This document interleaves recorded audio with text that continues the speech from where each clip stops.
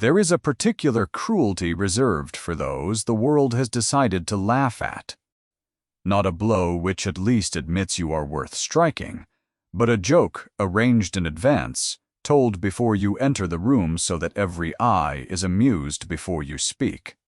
When the Duke of Aldermere brought his country wife to the capital, he meant her to be that joke, a jest at her own expense in a gilded hall. And then before a single guest could laugh, the Queen's envoy crossed the floor and bowed to her first. The coach had been climbing down out of the north for 3 days, and with every mile the country grew softer and stranger, until Bryony Fen no longer recognized the world outside the window as her own. She had been born in Merrowdale, where the hills came down hard against the sky, and the wind carried the smell of wet wool and peat smoke. There the land told the truth. A field was either sound or it was not. A beast was either thriving or it was dying, and no amount of fine manners changed, which, here, in the gentle southern counties, everything looked arranged. The hedges were clipped into obedience. The cattle stood in tidy meadows like ornaments, fat and idle, and Bryony found she did not trust a single one of them. Her hands lay folded in her lap, and she was aware of them as she had never been at home. They were a healer's hands, broad across the knuckle, the nails cut brutally short, the skin stained faintly green and brown at the creases where no scrubbing had ever quite reached. They were hands that had pulled breech calves in the black cold of a February byre, and set the leg of a shepherd crushed beneath a fallen ewe. They had ground bitter root into paste, and pressed it to fevered mouths through a whole winter of sickness. In Merrowdale, those hands had meant something close to reverence. She understood, without being told, that in the place she was going, they would mean only that she was common. She did not remove her gloves to look at them. The gloves were new, gray kid leather, the single fine thing she owned, and she wore them the way a soldier wears armor he does not expect to survive. The marriage had happened so quickly that she still, some mornings, woke uncertain it was real. 6 weeks ago she had been nobody, a Dale healer with a dead father, a dwindling stock of remedies, and a younger brother to keep fed. Then the murrain had come. It had come the way such things always came, quietly, in a single sick cow lowing wrong in the dark, and then everywhere at once. The cattle plague had swept the northern dales like fire through dry gorse, and men who had laughed at Bryony's father for keeping a healer daughter came hammering at her door in the middle of the night weeping, because their whole living stood dying in the fields. She had not saved them all. No one could have. But she had known to burn the first buyers before the neighbors argued, known to close the Dale road and turn back the drovers, known which beasts to part from the herd and which to let go. When the sickness finally guttered out, Merrowdale still had cattle standing when 3 counties around it had none. Word of that had traveled further than she ever imagined a girl from the hills could travel. It had traveled in the end to a stranded and furious duke. Ansel Vane, Duke of Aldermere, had been caught in the north by the closed roads, his prize horses penned in a plague county with the disease creeping toward them, and a deadline pressing on him that Bryony had only later come to understand. His late father's will was a trap, dressed as an inheritance. Aldermere itself was entailed and safe, but the great unentailed fortune that kept it alive, the coal leases and the shipping shares, and the money that mended every roof and paid every servant, all of it passed to Ansel only if he married before his 30th birthday. If he did not, it went to his cousin, a smiling man named Crispin Vane, who had been waiting for that failure with the patience of a spider. So the Duke had needed a wife within the month, and Bryony had needed a wall between her small brother and starvation, and the bargain had been struck in a cold parlor, with neither of them pretending it was anything else. She would have his name and his protection. Bram would have a future. and the Duke would keep his fortune from the cousin who coveted it. She had known even then that he was ashamed of her. She had seen it in the tight line of his jaw when the country vicar joined their hands, in the way his eyes had moved over her plain wool gown and away again, as though the sight cost him something. She had told herself it did not matter. A bargain was a bargain, and she had never once in her life expected to be loved. What she had not expected was the letter that summoned her south. The cousin, it seemed, was not finished. Crispin had begun to whisper that the marriage was a fraud, a sham, cobbled together in a barn to cheat him, no true union at all. To silence him, Ansel was required to do the one thing he plainly loathed. He had to bring his wife to the capital and present her to society as the Duchess of Aldermere, before the eyes of everyone who mattered. Bryony was not a fool. She had read the Duke's brief, cold note 3 times, and she had understood the thing beneath the words. He did not intend to defend her to that glittering world. He intended to disarm it. If society was going to laugh at the great Duke of Aldermere for wedding a healer off a northern hill, then the Duke would laugh first and loudest. He would hold her up himself as the jest of the season, a country curiosity, and by owning the joke, he would take its sting from the cousin's hands. She was to be humiliated on purpose, elegantly, by her own husband, so that no one else could do it to him. The coach slowed. Bryony looked up. Beyond the window, the road had become a street, and the street had become a canyon of pale stone houses, taller than anything in the dale, their windows blazing with a light that had nothing to do with the sun. Somewhere ahead of her waited a house she had never seen, a man who was ashamed of her, and a room full of strangers already smiling. She flexed her gloved hands once in her lap, slowly, and made them still. Aldermere House stood at the corner of a great square, and it did not welcome her.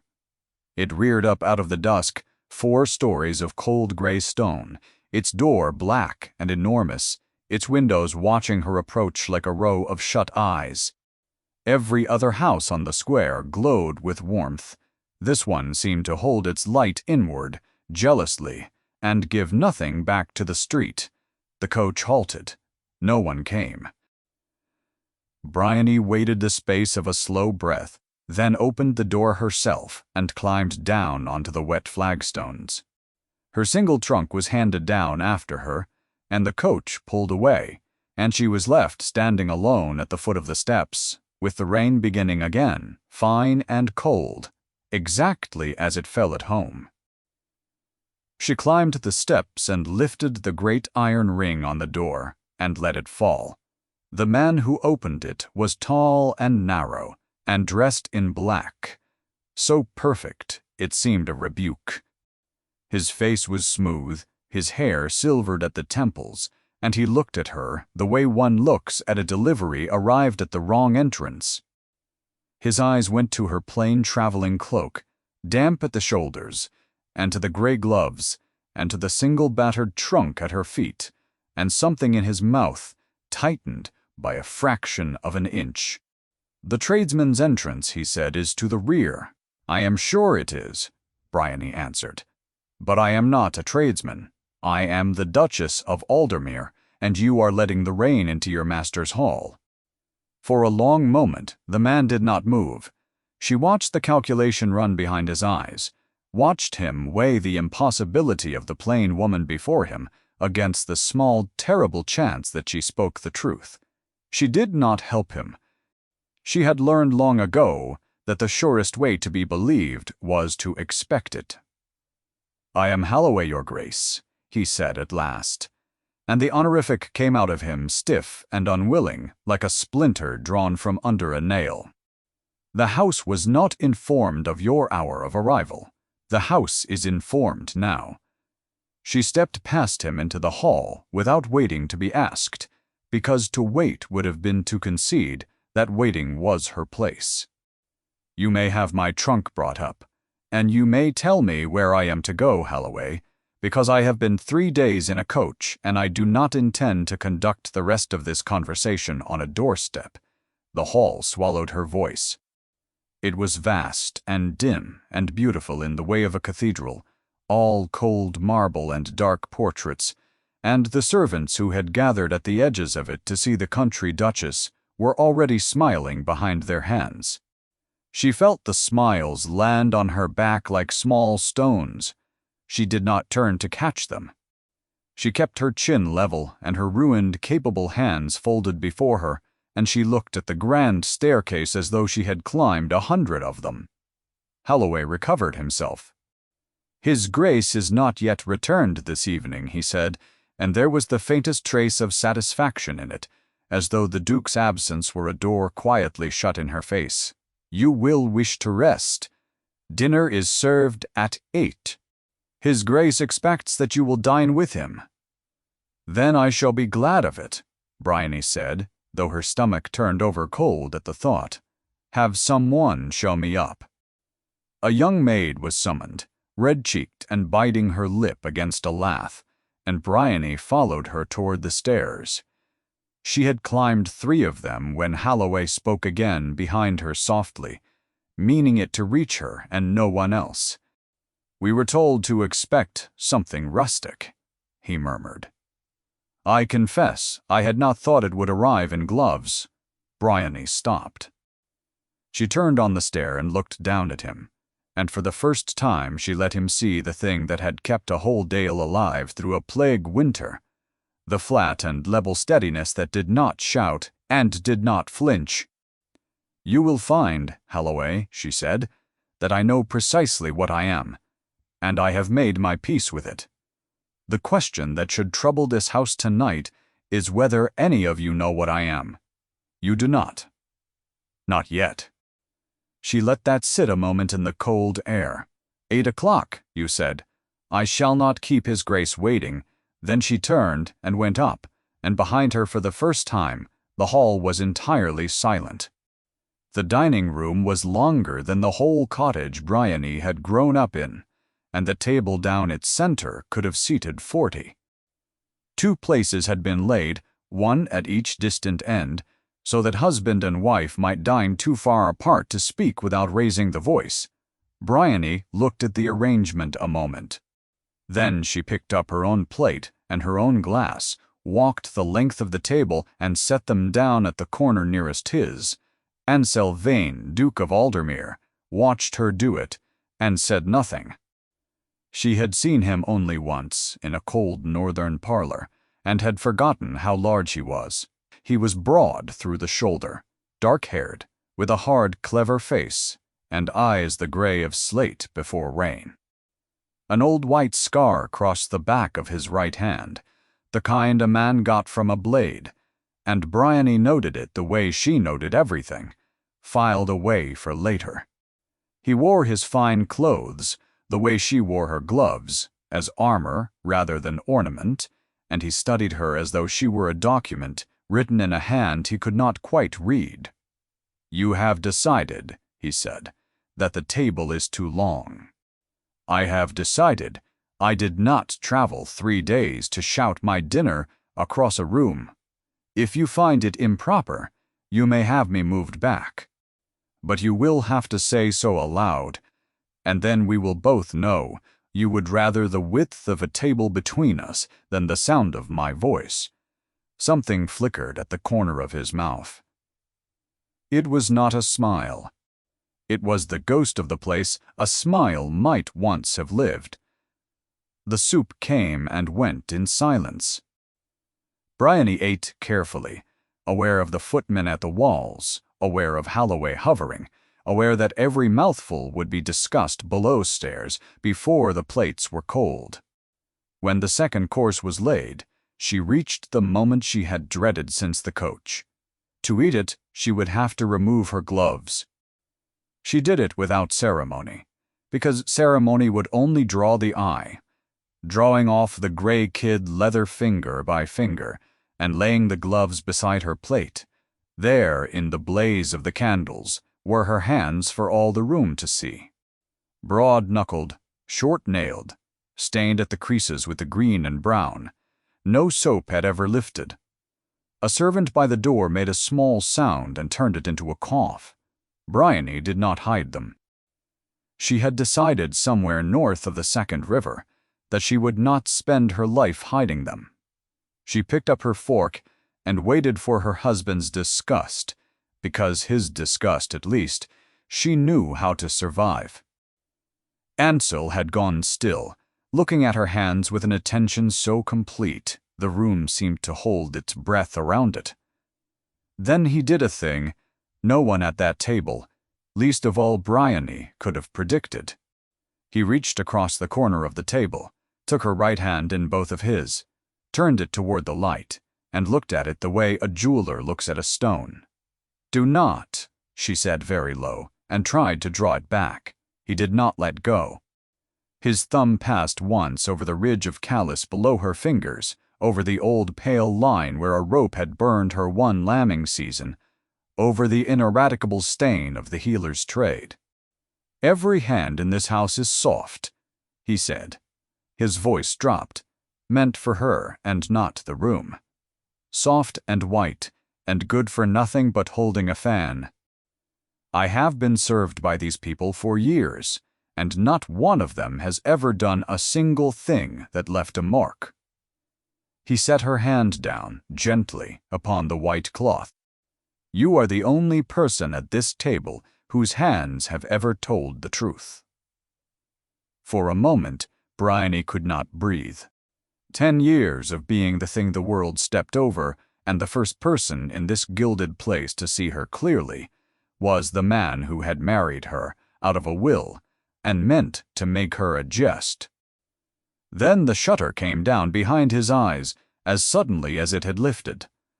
He straightened, reached for his wine, and the warmth was gone from his face as though it had never dared be there at all. "Do not mistake me," he said. Cool again, remote again. "It changes nothing. We begin tomorrow, and tomorrow you will need those hands. Gloved." "Begin what?" Bryony asked. Ansel set down his glass. "My cousin has been busy. Crispin has been telling anyone who will pour him a drink that my marriage is a fiction, a thing invented in a barn to rob him of what he considers his. If the story is believed, he will petition to have the marriage set aside. If he succeeds, I lose the fortune, the estate loses its keeping, and some 400 people who depend on Aldermere lose the roofs over their heads. Your brother among them."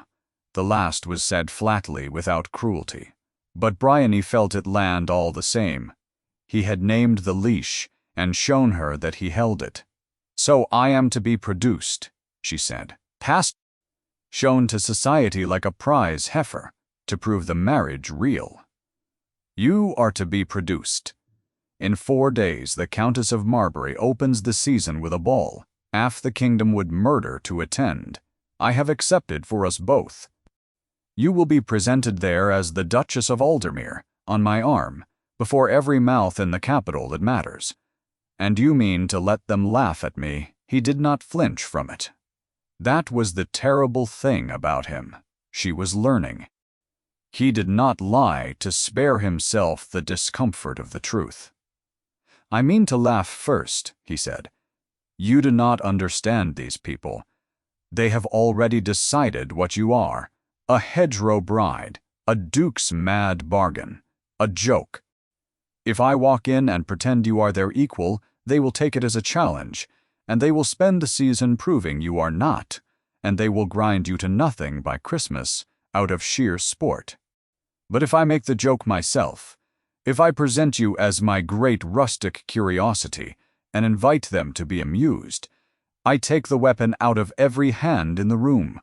One cannot wound a man already laughing at himself. Crispin cannot cry fraud over a marriage the whole of society finds delightful. You will be safe. Ridiculous, but safe." It was, Bryony had to admit, a strategy. It was clever and cold, and it might even work. It was also the single most cowardly thing she had ever heard a strong man say. "No," she said. Ansel's brows rose a fraction. "No. Your plan is sound, but for one flaw, and it is a large one. You imagine the choice is between a joke and a war. It is not. A duke who marries beneath him and holds his head up is a scandal, yes, but he is a scandal they must reckon with. A duke who marries beneath him and then stands beside her making mock is not formidable. He is a fool who cannot manage his own house. You will not blunt your cousin's blade by playing the clown. You will hand it to him sharpened. Crispin does not need the marriage to be false. He needs only for you to look weak, and there is nothing weaker in all the world than a man laughing too loudly at his own wife." The room had gone very quiet. Holloway by the wall had forgotten to pretend he was not listening. "You are bold," Ansel said slowly. "For a woman, 4 days from her own execution." "I am a healer. I have stood in more rooms where someone was dying than you have stood in ballrooms, and I have learned that panic is the thing that kills. Your plan is panic wearing a good coat." She met his eyes and did not look away. "You are so certain they will destroy me that you would rather destroy me yourself, quickly, where you can control it. But you have never once considered the possibility that they might fail." For a long moment he said nothing. The candles guttered and steadied. "You do not know what they are," he said at last, and there was something underneath the words now, old and raw, that had nothing to do with her. "I do," and there it was. Bryony had spent her life reading the sick, and she read him now, the way the anger had turned suddenly inward, the way his gaze had gone to the middle distance where old wounds live. This was not a man who despised soft society from lofty height. This was a man it had bled once, and badly. "Someone did it to you," she said quietly. "Made you the joke." The silence stretched so long she thought he would not answer. When he did, his voice was almost without expression, which she was coming to understand was how he spoke of the things that had cost him most. "I was 22, he said. "I was in love, or believed I was, which at that age is the same disease. Her name was Coralie. She was clever and lovely, and she let me court her through a whole summer, while the entire town watched, and I, being young and stupid and sincere, did not understand that I was the entertainment. The wager was written in a book at her cousin's club. So many guineas that the plain-spoken northern air would propose before the frost. I did, in a crowded room, on one knee, meaning every word." He turned his glass a half-turn on the cloth. She read the proposal aloud to her friends, and they laughed until they wept. It was the great comedy of that season. Men still smile at me across rooms who were there. He paused. "She is Lady Coralie Ashfin now. She married an earl with a bad heart and a good fortune, and she will be at the Countess of Marbury's ball in 4 days, in the front rank of the people I am asking you to walk toward. She has spent 8 years perfecting the art she practiced on me. You will meet her whether you wish it or not." Bryony sat with it. She did not offer him pity. Pity, she knew, was an insult to a certain kind of pain, a way of standing over it, rather than beside it. She let the truth of what he had told her sit in the air between them, given its due weight. "That was cruelly done," she said. "And I am sorry it was done to you, but you were 22, and you did not see it coming." She folded her bare hands on the cloth. "I am 24, and I have seen it coming since the day your letter reached the Dale. That is the whole of the difference between us. You walked into the fire, trusting it would warm you. I am walking in, knowing exactly what it is. A person who knows the fire does not need to be thrown into it by a friend. Something shifted in his face. Not surrender. Not yet, but the certainty had cracked, and through the crack she saw him truly consider, perhaps for the first time in 8 years, that the old rules might not be the only rules. "And what would you have me do instead?" he said, "since you find my strategy so poor?" "Almost nothing. That is the beauty of it. You need do nothing at all except walk into that room beside me and refuse to explain me. Do not present me as a marvel. Do not present me as a joke. Present me as your wife, in 3 words and no more, and then be silent and let them wonder." Silence is the one weapon those people cannot answer, because they live and die by what is said. Give them nothing to repeat. Let me manage the rest. "Let you manage the rest," he repeated, and she heard under the dryness the faint and unwilling beginning of respect. "You have been in the capital the length of one dinner. I have been managing rooms full of frightened people my whole life. The gowns are only finer here. Fear is fear." She paused and chose the next words with care, because they were the ones that mattered most. "You honored your half of the bargain. Bram is fed and schooled and safe. I had the letter from the Dale before I left, in a hand I did not know, telling me the boy had new boots and a place at the parish school, and a physician sent up from York to see to his chest. You did that. You did it without my asking, and without a single witness to praise you for it, which is the only kind of goodness I have ever learned to trust." She looked at him steadily. "So, let me honor mine. Not the bargain you wrote. The one I am offering now. Stand beside me in 4 days and hold your tongue, and I will give you back something you have not had in 8 years. I will make them stop laughing, not at you, and not at me." Ansel Vane looked at his country wife across the corner of the enormous table, at her ruined, honest hands and her level gray gaze, and for the space of several heartbeats the Duke of Aldemir did not have a single clever thing to say. "You should understand what you are asking for," he said finally. "If you walk in as my equal and you fail, there will be no gentle ruin. Coralie will not simply laugh. She will make an example of you so thorough that it follows you into the ground, and it will follow me, and it will hand Crispin everything he wants. You are wagering both our lives on the steadiness of your own nerve in a room built to break it, country nerve, in a place you have never seen. Then it is fortunate," Bryony said, "that nerve does not know the difference between a byre and a ballroom. Only people believe there is one." He was quiet a long moment. 4 days, he said at last. It was not agreement, but it was not refusal, and they both knew that from a man like him it was nearer the first than the second. "We shall see, madam, what your silence is worth. I confess I should like to be there when Coralie Ashfin discovers she cannot find the handle of you." Something crossed his face that she had not seen before, quick and gone, that might in a warmer man have been hope.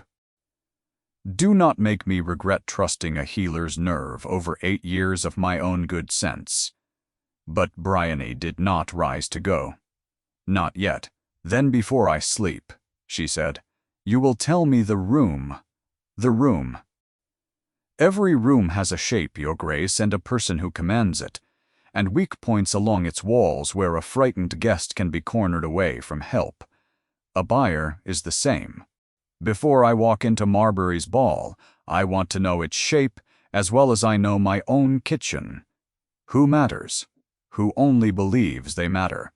Who watches Coralie Ashfin to learn what to think, and who she cannot touch?" For a moment, he only looked at her.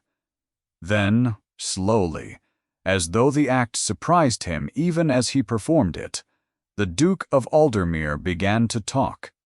He told her of the Countess of Marbury, who cared for nothing but that her ball be the most talked-of night of the season, and would forgive any cruelty that made it so. He told her of the ring of younger women who orbited Coralie, and repeated her verdicts as gospel by morning. He told her which great men were bored enough to be kind, and which were bored enough to be cruel, where along the long gilded room the musicians sat, and where the refreshments, and where the little antechambers into which a woman might be smilingly steered and there taken apart in private with no one the wiser. Bryony listened the way she listened to a patient's chest, taking it all in, saying nothing, building the whole map of the coming battlefield behind her steady gray eyes. "You are not planning merely to survive it," Ansel said at last, and there was something almost like alarm in it. "You are planning to take it." "I am planning," Bryony said, "to be underestimated exactly once." He studied her a long moment, and whatever he saw made him lean back in his chair with the air of a man who has wagered more than he intended and finds to his own surprise that he does not wish to withdraw the stake. "I never make a man regret trusting me," Bryony said, gathering her gloves. "It is the one luxury I have never been able to afford." She did not have 4 days. She had 2. It was the second night, past 2 in the morning, when the noise woke her. Bryony had slept badly in the strange, soft bed, and so she heard it before the house did, a sound carried up through the floors from somewhere below and behind, a sound she had heard 100 times and could never mistake for anything else. It was the sound of a large animal in mortal distress. She was out of bed and into her wrapper before she had fully decided to move. She took the servant's stair because it was faster, following the noise down and down until she came out into the cold of the stable yard, and there she found the whole crisis already in full and useless motion. Lanterns everywhere. Grooms in their shirts, white-faced. Holloway in a greatcoat thrown over his nightshirt, for once entirely without dignity. And in the wide doorway of the largest loose box, the Duke of Aldermere, in his shirt-sleeves, holding the head of a great grey stallion that was trying, with the whole of its failing strength, to throw itself down and roll. Osric, Bryony said. She knew the horse. Every one in 3 counties knew Osric. He was the last of the old Aldermere line, the stallion the Duke had been stranded protecting, when the murrain closed the northern roads, the animal on whose account the 2 of them had ever met at all, and he was dying. She could see it in the drenched, dark hollows of his flanks, in the way he kicked at his own belly, in the sweat that had turned his grey coat black. A stout man in a good coat stood well back from the animal, with his sleeves clean and his face grave, and Bryony knew his kind before he opened his mouth. He was the sort of doctor who charged a great deal to be certain. "The gut is twisted past saving, Your Grace," the stout man was saying. "It is the colic, and it has gone too far. Kinder to end it now than let him suffer the night. I have my pistol in the gig. With your leave, I will fetch it." "You will fetch nothing," Bryony said, and walked into the box. Every head turned. The stout man drew himself up. "Madam, I am Pettifer. I am the finest veterinary surgeon in the capital, and I must ask you to stand well back. This is no place for a lady, and no matter for one." "Then it is fortunate," Bryony said, already running her bare hands along the heaving grey flank, "that I am no lady." She pressed her ear to the animal's side and was silent, listening the way she had listened to 100 cattle in 100 byres, and what she heard made her straighten with a cold and certain anger. "This is not a twist." "A twist is silence, Mr. Pettifer. Put your ear where mine was and tell me what you hear." Pettifer did not move. He plainly had no intention of putting his ear anywhere near a dying horse in front of witnesses. "You hear gut," Bryony said, for the benefit of the grooms. Because it was the grooms who would do the work. Alive and fighting, and full of gripe, which means it is not twisted, which means this horse is not dying of what you say he is dying of. His gut is stopped, not turned, and a stoppage is a thing a body can be helped to clear. Killing him for it is not medicine, it is surrender. She looked at the nearest groom, a boy of perhaps 16.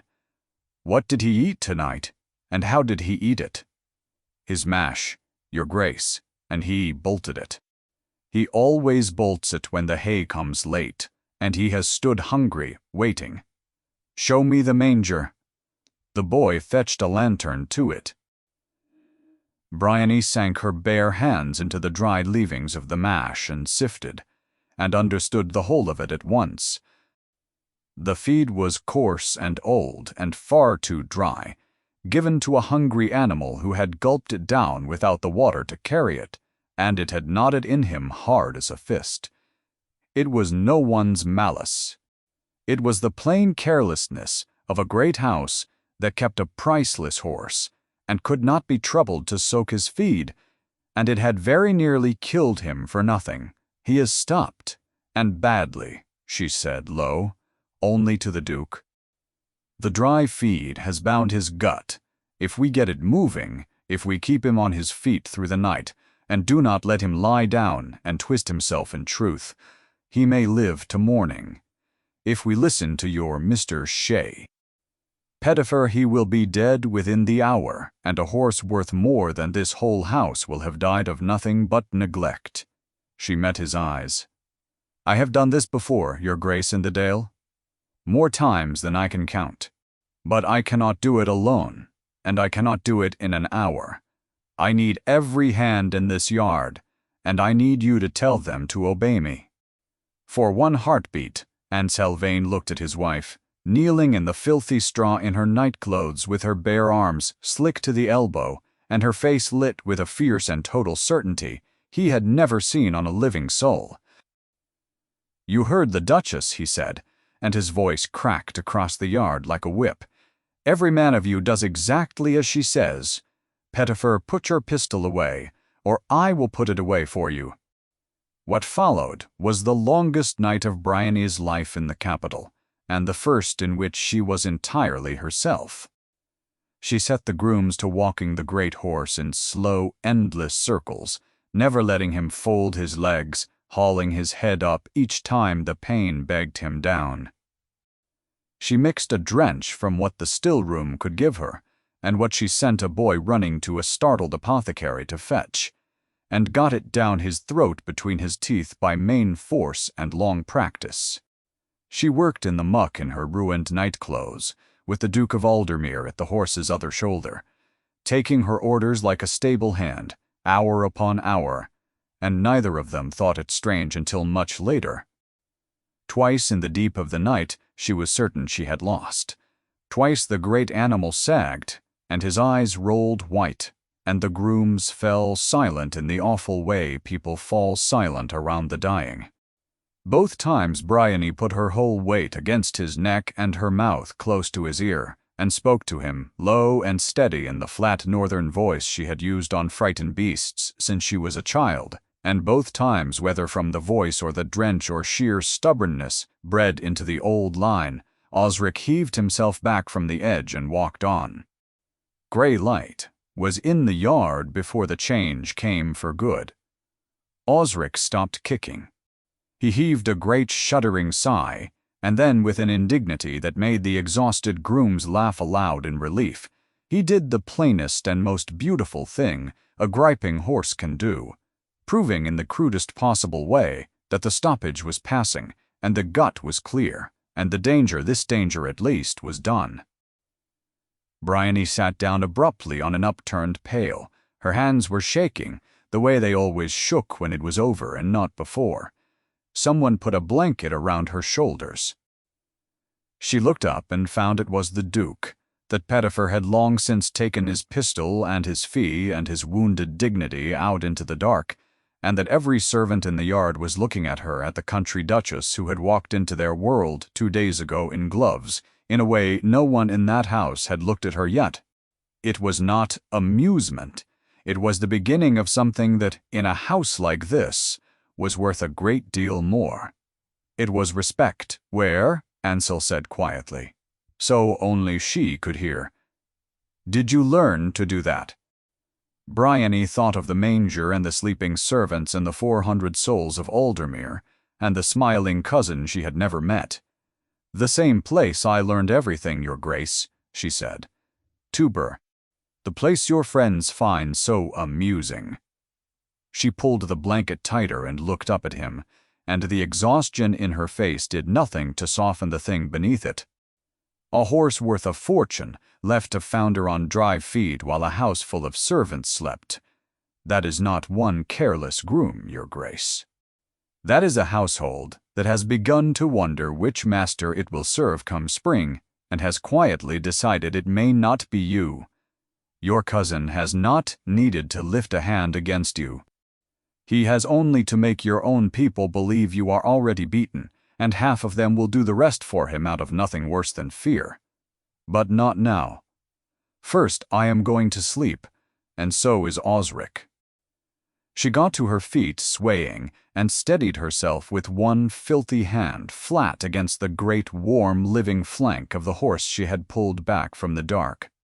When I wake, you and I are going to have a far more interesting conversation than the one we planned, and 2 days after that, Your Grace, we are going to a ball. The more interesting conversation began over breakfast, and it did not stay at the table. Bryony had slept 4 hours and woken clear. She sat across from Ansel with the coffee cooling between them, and told him plainly what she had understood in the dark. His household was no longer entirely his own. A horse worth a fortune did not founder on dry feed in a house that still cared, and a house did not stop caring by accident. Someone had been whispering that the wind had changed, that the fool Duke and his barn-bred wife would not outlast the season, and that a prudent servant looked to the man who would hold the purse strings by spring. You are accusing Crispin, Ansel said. I am accusing the silence. No one in that yard raised the alarm until I did, and I am the one soul in this house who was never told to expect anything of it. That is not loyalty grown lazy. That is loyalty bought. She turned her cup slowly on its saucer. I do not yet know whose hand took his coin. I know that it was your cousin's profit. In the Dale, we do not wait to catch the fox in the hen-house before we count the hens. He was still turning that over when Halloway appeared in the doorway with an expression of exquisite discomfort, as though the words he was about to speak tasted of vinegar. Mr. Crispin Vane, he announced, has called. I informed him that the family was not receiving. He has seated himself in the blue drawing-room and says that he will wait. Something moved behind Ansel's eyes, cold and dangerous. Bryony set her hand briefly over his on the table, the first time she had touched him of her own accord. Let me see him, she said. You will lose your temper, and a lost temper is exactly the thing he has come to collect. Let him meet the wife instead. He has built his whole scheme upon what he imagines me to be. I should like to disappoint him in person. Crispin Vane rose from the blue sofa with a smile so warm and so practiced that Bryony understood the man entirely in the space of one breath. He was handsome in the soft way of men who have never done a hard thing, fair where Ansel was dark, and his eyes moved over her plain morning gown and her bare hands, and filled with a delight he did not trouble to hide. So you are the famous Duchess, he said. Forgive me. I had heard so very much, and yet the reports did not do you justice. They said a healer. They did not say a beauty of the fields. He took her hand before she could prevent it and bowed over it, and she felt him turn it, deliberately, so that the stains showed. Such interesting hands. They are useful ones, Bryony said. "I used them last night to save your cousin's stallion, who very nearly died of a neglect that has been creeping through this house like damp in a wall. Servants do not forget their duty for nothing, Mr. Vane. Someone has been paying them to look away and paying others to carry a tale south about a marriage they were told to call a sham." She let that sit, watching his smile stiffen at the corners like cooling wax. "It takes a certain sort of man to buy a servant's tongue and call it cleverness. A man raised soft, I should think, who has never done an honest thing, and so cannot know one when it looks him in the eye. Do you not agree, Mr. Vane?" The room was very quiet. Crispin's smile held, but the delight had gone out of it, replaced by the flat attention of a gambler who has felt a card go wrong. "You have a vivid imagination, madam," he said. "The country air, I expect." "I have a good memory, sir, and I keep careful accounts. It is a different thing." She withdrew her hand. "You came to take my measure. You have taken it. Now I will take yours, and give it to you freely, so that you need not wonder. You believe that, in 2 days' time, society will do your work for you. You believe that a room full of titled strangers will laugh me into the ground, and that my husband, humiliated, will be too weak to fight your petition, and that all of this will fall to you like ripe fruit. I have come to tell you that you have miscounted.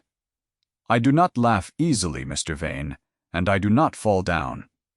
Crispin looked at her a long moment. Then he laughed softly and gathered his hat, and at the door he paused. "You are better than I was told," he said, almost admiring. "It will make the ball a great deal more entertaining. But you should know, Duchess, that I have friends in that room who have been unmaking women like you since before you learned to read. Lady Coralie sends her particular regards. She is very much looking forward to making your acquaintance." He set his hat upon his head. 2 days! I would enjoy them were I you. They are likely the last you will spend as anyone at all. Then he was gone, and the front door closed behind him, and the sound of it went through the great cold house like a stone dropped down a well. Bryony stood alone in the blue drawing-room, and let herself feel, for exactly 1 minute, the thing she never let anyone see, the fear. It came up through her like cold water. If she failed in that room, it was not only herself she ruined. It was Bram, who had new boots, and a place at the school, and a whole small life, built on the fragile fact of this marriage holding. It was 400 tenants she had never met. It was the man upstairs who had, against all his own hard-won sense, begun to trust a healer's nerve. She had wagered every one of them on herself. She looked down at her hands. They were steady. They were always steady when it mattered, whatever her heart was doing. She had learned that in the Dale, too. 1 minute, she said aloud to the empty room. Then the minute was over. She folded the fear away where she kept it, small and private, and went to find her husband, because there was a battle in 2 days, and a great deal to prepare, and the frightened girl could weep some other year when they were all of them safe. She found Ansel in the study, standing at the window with the gray day at his back, and he turned when she came in and read her face the way he was learning to read it, and did not insult her by asking whether she was well. "He threatened you," he said. It was not a question. "He tried. It is what men like him carry instead of strength." She came and stood beside him at the glass. "He also told me the truth without meaning to. Coralie is the blade, and he is only the hand that hopes to use her. Which means, husband, that if we take the blade from him at the ball, we take everything he has." Ansel was quiet a moment. Then he did a thing he had never done. He reached out and took her hand deliberately, in full view of the empty room, and his own long habit of touching no one, and he held it as a man holds a thing he has decided to keep. "I have spent 8 years," he said, "making certain I stood in every room alone, so that no one could ever again stand beside me and then step aside to watch me fall. I find I no longer wish to stand alone. Whatever comes in 2 days, we walk into it together, or we do not walk into it at all."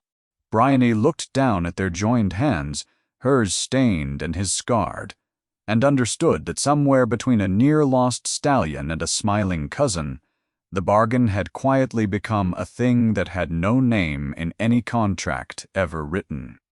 "Together, then," she said. "Now sit down, Your Grace, and tell me everything you have not yet told me of Lady Corley Ashfin.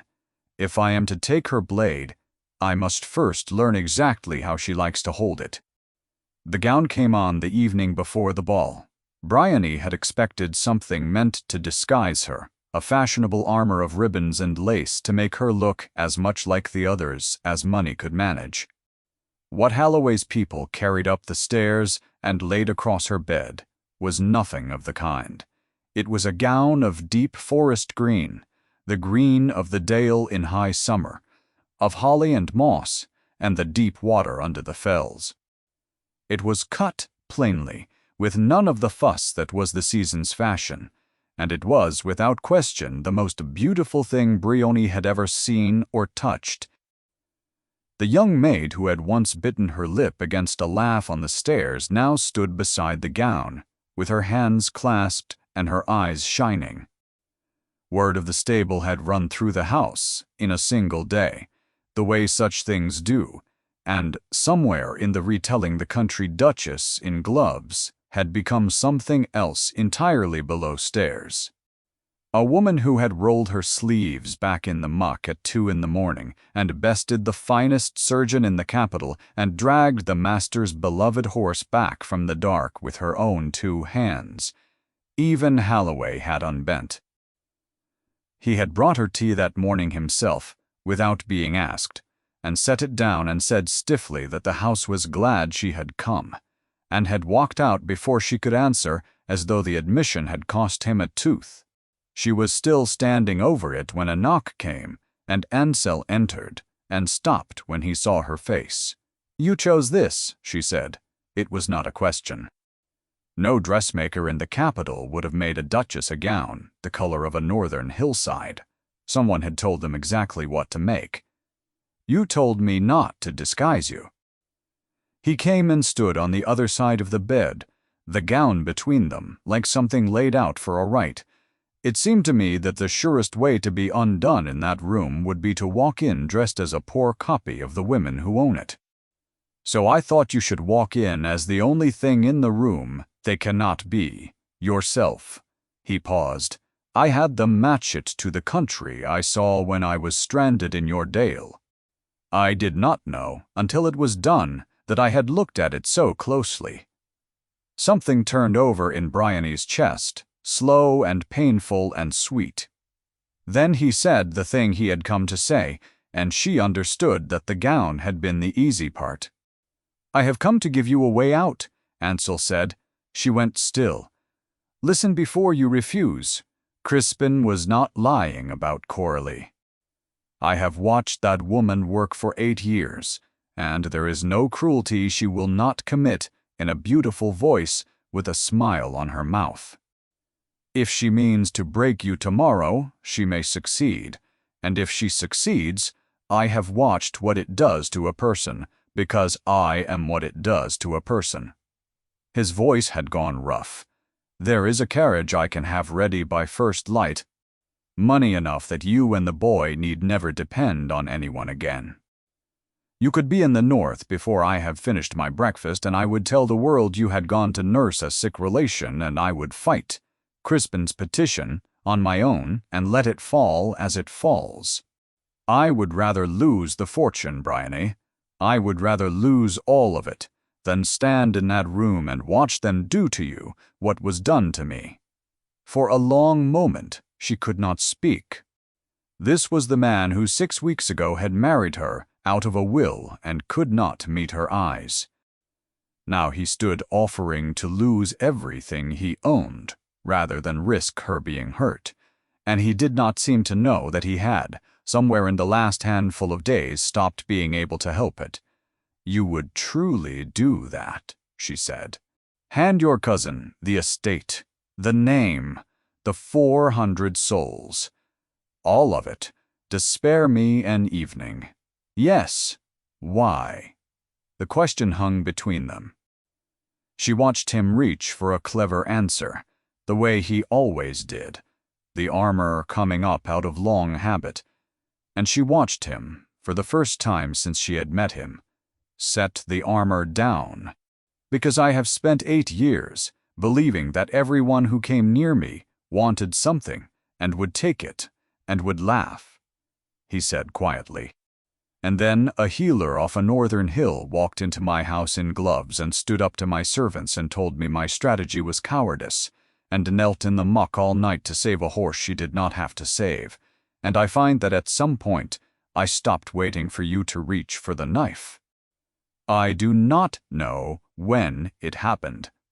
I only know that the thought of that room touching you is worse to me than any fortune, and I have never in my life felt that way about another living soul, and it frightens me a great deal more than Crispin ever could." Bryony came around the bed then. She stood close to him, close enough to see that his hands, those steady, dangerous hands, were not quite steady now. "I am not going to the north," she said. "Not because of the money, though the money matters. Not because of the tenants, though they matter too. I am staying because you asked me once to make them stop laughing, and I keep my word, but that is not the whole of it either." She reached up and laid her stained, capable hand flat against his cheek, and felt him lean into it, as though it cost him and eased him in the same breath. "I am staying because in the whole of my life, you are the first person who looked at these hands and did not see a servant or a joke or a bargain. You saw their worth. Do you understand what that is, to someone the world has only ever looked past?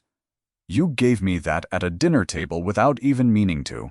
I am not going to run from the one man in England who knows my worth. I am going to stand beside him in a green gown and let a room full of fools find out what he already knows."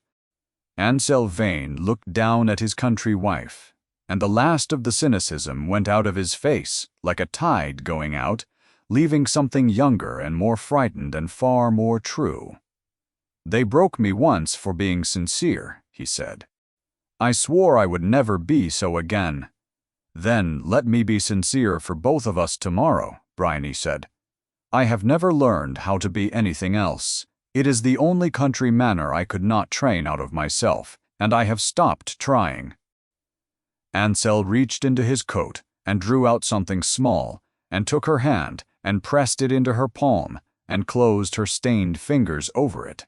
When she opened them, there was a ring lying there, old and heavy, a dark green stone, the very twin of the gown set in, worn and gentle gold, the kind of thing that is never bought but handed down through a great many careful hands.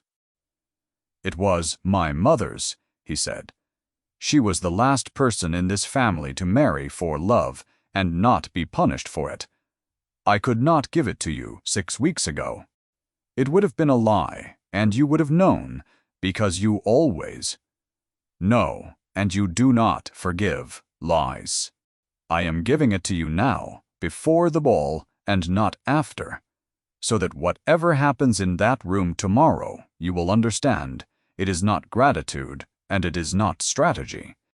You walk in wearing this, and it says the one thing I have not the courage to say aloud in front of 800 people, that you are mine and I am yours, and it was never once, not for a single day, truly a joke to me. Whatever I let the world believe," Bryony looked at the ring in her ruined hand, the green stone gathering the last of the candlelight, and found that she, who always had an answer, could not speak at all. She slid it onto her finger, where it settled as though it had been waiting all along, and she closed her hand into a fist to feel the weight of it, and thought that no crown in the Queen's own keeping could have meant half so much. He kissed her then. It was not the careful, joyless salute of the country chapel where a stranger had married them. It was slow and certain, and 8 years and 6 weeks in the making. And Bryony, who had braced her whole life against every touch as a thing to be survived, found that she did not want to survive this one. She wanted to keep it. She wrapped her arms around the neck of the man the world had taught to strike first, and kissed him back with the whole of her steady, honest heart. And for a while the ball, and Coralie, and Crispin, and the cold, vast house, and the fear folded small and private in her chest, all of it fell away. No longer pretending when they drew apart, the sky beyond the window had gone from black to the deep gray of coming dawn. "It is nearly morning," she said against his shoulder.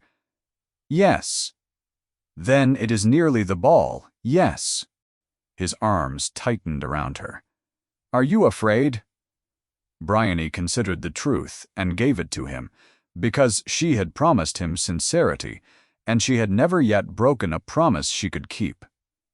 "Terribly," she said. "And it will not matter in the least. Come, we have a room to take." Marbury House blazed against the night like a second sunrise, every window pouring gold into the square, and the line of carriages stretched back the length of 2 streets, each one delivering its cargo of silk and jewels and appetite into the greatest crush of the season. Inside, the ballroom ran the length of the house, a long gilded canyon of mirrors and candlelight, and 800 people who had come, most of them, for precisely one reason. They had heard that the Duke of Aldermere would bring his barn-bred wife, and they had come to watch her die. Bryony felt the attention find her the moment she entered, the way a field feels a storm before the first drop falls. Heads turned, fans lifted, the murmur ran down the great room ahead of her, like fire through stubble, and she heard the word passed hand to hand along its whole length, delighted, contemptuous, already laughing. Country, the country wife. The healer. Look at her hands. She had left the gloves at home. It had been her own choice made in the grey dawn, and she had refused to explain it even to Ansel. If they were going to stare at her hands, then they would stare at the truth of them, bare and stained and unashamed, and not at a lie in grey kid leather. She walked into the most dangerous room in England, with her healer's hands open at her sides and her chin level and the green of the dale flowing around her, and she did not hurry, and she did not smile, and she did not look away from a single one of them. Ansel presented her exactly as she had asked. He did not explain her. He did not make the joke. He stopped in the center of the room, and in the ringing silence he said 3 words, quietly, and let them fall. "My wife." Then he said nothing more, and the silence he left behind was terrible, because it gave the room nothing to repeat. For a moment, it seemed the silence might hold. And then Coralie came. She came the way a beautiful knife comes, smiling, unhurried, sure of her welcome, the ring of younger women trailing in her wake to witness the thing they had been promised. She was everything Ansel had said, and worse, for the cruelty in her was so perfectly wrapped in charm that a stranger might have taken the first cut for a kindness. She stopped before Bryony and looked at her slow and thorough, from the plain green gown to the bare-stained hands, and her smile widened, and she pitched her voice to carry to the farthest corner of the listening room. "But how brave of you to come as you are," Coralie said, warm as summer. "So many in your position would have tried to hide it. And here you stand, letting us all see those remarkable hands. Tell me, Do they still smell of the byre, or does that fade? One does so wonder how the great Duke of Aldermere passes his evenings now. Does she muck out your stables for you, your grace, or only your horses?" The laughter began. It ran through the room, low and cruel and gathering, the sound Ansel had heard in his nightmares for 8 years, and Bryony felt him go rigid beside her, felt the old wound tear open in him, felt him gather himself to do the one thing that would ruin them both, which was to fight. She set her bare hand on his arm and held him still. "Let it come," she murmured. "Only for him. Wait." Because Bryony had been watching the door, and through it at that exact moment, cutting through the crush, with the unhurried certainty of a man whom crowds part for without being asked, came a figure the whole room knew, and the whole room, laughter dying in its throat, rose instinctively to acknowledge.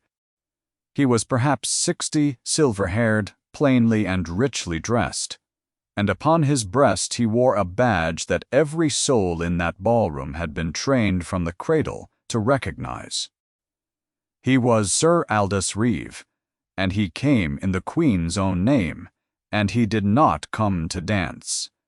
The Countess of Marbury hurried toward him, breathless with the honor of it. "Sir Aldous, we are so deeply favored, we had not dared hope you would grace us. May I present?" "Presently, madam." His voice was quiet, and it stopped her as though she had struck a wall. His eyes were moving over the room, searching, and they came to rest at last upon the woman in green, standing alone in the cleared center of the floor, with her bare hands at her sides. "I have come for one purpose only.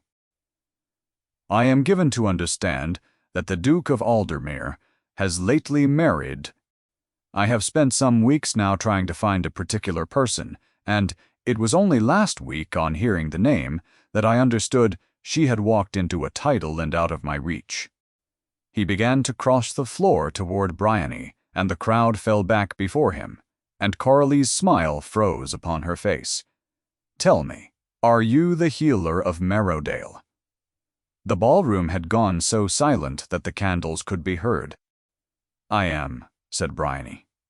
"The same who closed the Dale Road when the murrain came, not 2 months past, and burned the byres against the advice of every man in the county, and by so doing kept the northern plague from crossing the ridge."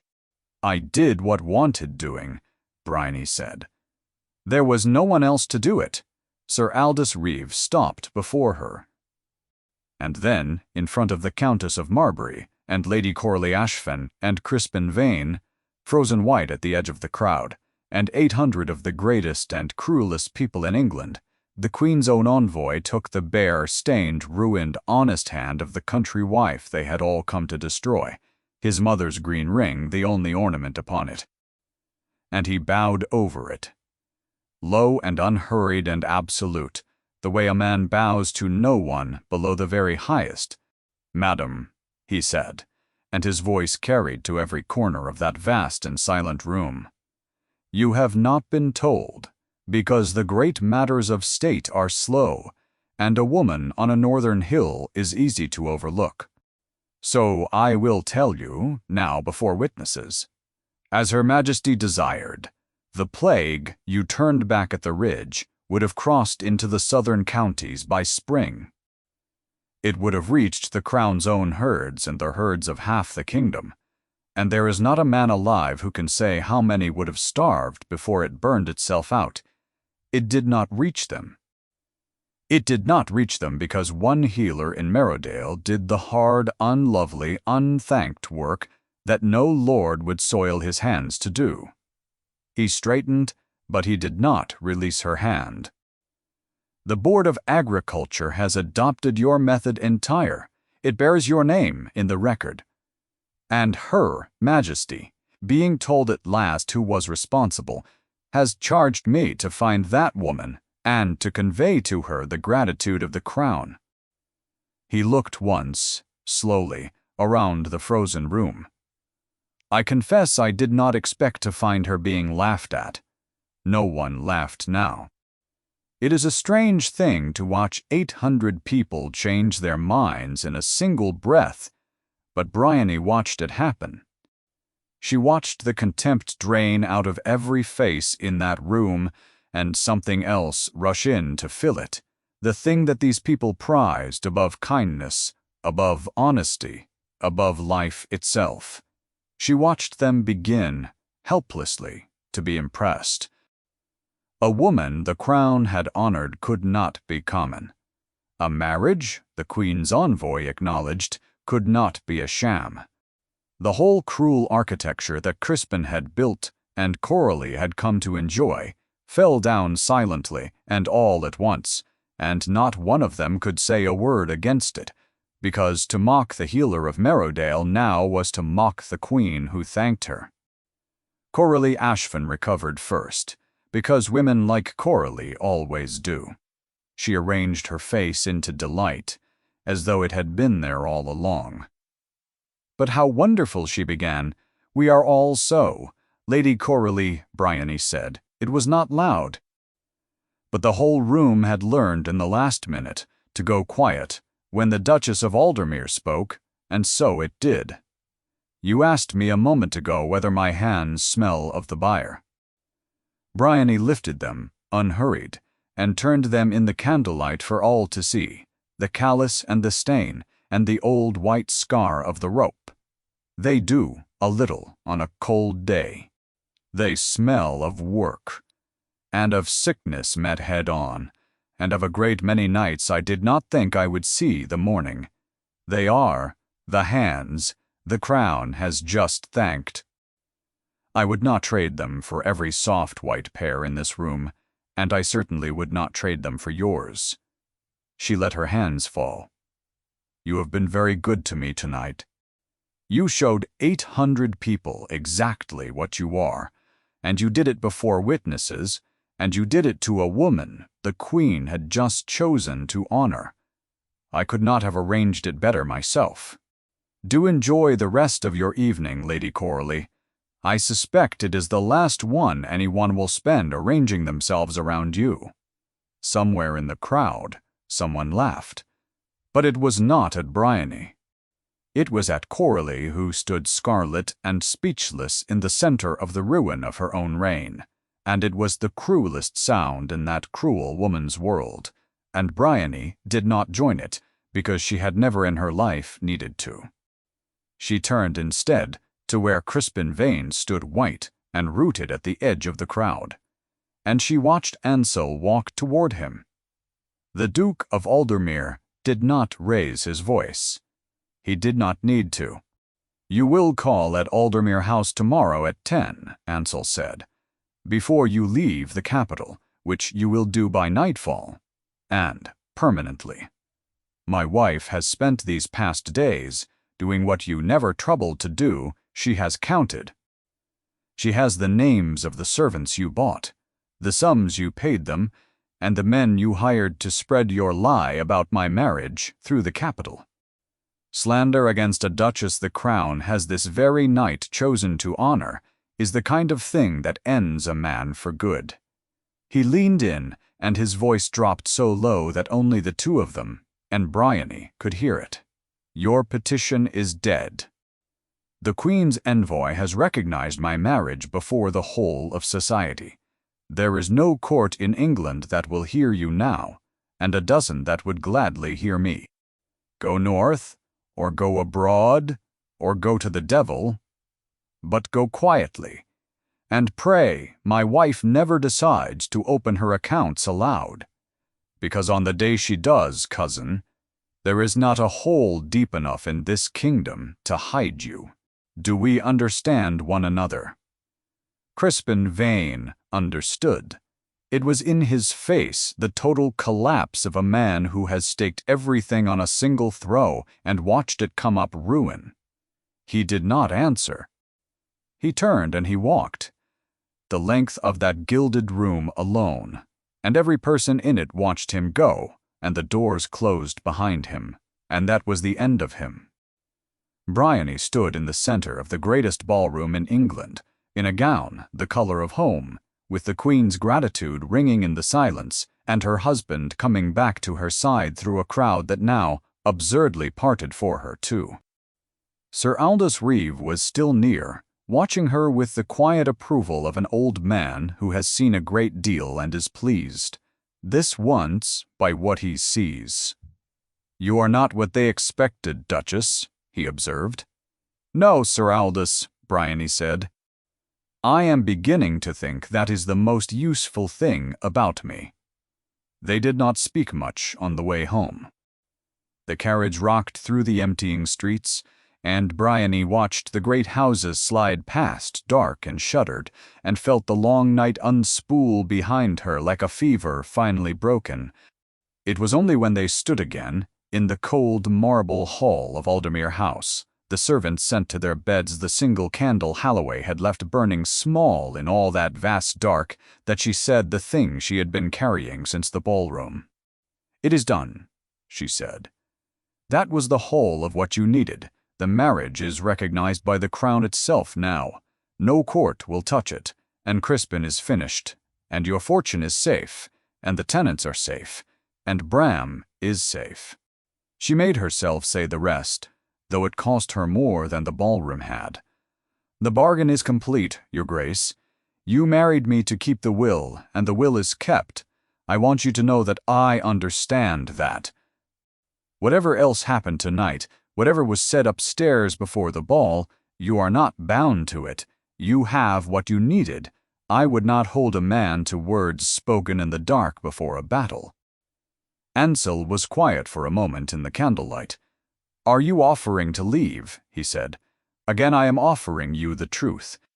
I am the one thing I have always been, which is a person who knows the exact price of everything, and never once expected to be given anything for free. You needed a wife. You have one, and she has turned out to be more useful than you dreamed, and now the danger is past. Als. A sensible man in your position keeps the useful wife and troubles her heart no further, and I would understand it, and I would not weep where you could see." She lifted her chin. "So do not tell me a beautiful thing tonight, because the candles are low, and you are grateful. Gratitude fades by morning. I have seen it fade in better men than you. You have," Ansel agreed, "and you are right to guard against it. It is what has kept you alive." He crossed the space between them slowly. "So I will not tell you a beautiful thing. I will tell you a plain one, in the daylight way, since you trust the daylight and not the dark." He took both her bare hands in both of his, the stained and honest hands the Queen had thanked, and he held them, and he did not let go. "I did not stand silent in that room tonight, because it was strategy," he said. "The strategy ended the moment Reeve bowed. I stood silent after that, and I walked to Crispin instead of you, and do you know why? Because I could not trust my own voice near you in front of 800 people. Because when that old man bent over your hand, I felt something come loose in my chest that has been nailed shut for 8 years, and I knew that if I opened my mouth, I would say the whole of it in front of the entire capital, and make myself, for the second time in my life—" His hands tightened on hers. "But we are not in that room now. We are in my cold house at 4 in the morning with one candle, and there is no one here to laugh, and so I am going to be sincere, and this time no one has written a wager on it, and this time I am not 22 and stupid. I am a man who knows exactly what he is asking for, Ansel," she said, and it was the first time she had used his name. "I do not want the useful wife," he said. "I want you, not the healer who saved my horse, though I am grateful. Not the Duchess the Queen has honored, though I am proud, past speaking you. The woman who moved her own plate down my ridiculous table because she would not shout across it. Who took the fear I have carried for 8 years, and did not pity it, and did not flatter it, but simply stood beside it, which no one has ever once done. The will brought you here. I will not pretend it did not.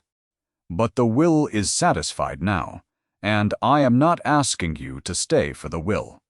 I am asking you to stay for me, badly, plainly, and forever, because I have discovered that I do not know how to be in a room you are not in, and I have no wish to learn." He drew a breath. "Stay married to me, Bryony, not the bargain. This. Choose it the way you chose to walk into that ball with your hands bare. Choose me." Bryony Fenn, who had never in the whole of her life expected to be chosen by anyone, looked up at the man the world had taught to strike first, and found that her own steady hands were, at last, not steady at all. "You should know," she said, and her voice was not quite level, "that I stopped doing this as a bargain somewhere over the second river, and I have been afraid to say so ever since, in case you had not." She freed one hand and laid it once more against his cheek, the gesture that had become theirs. "Yes, I choose it. I choose you.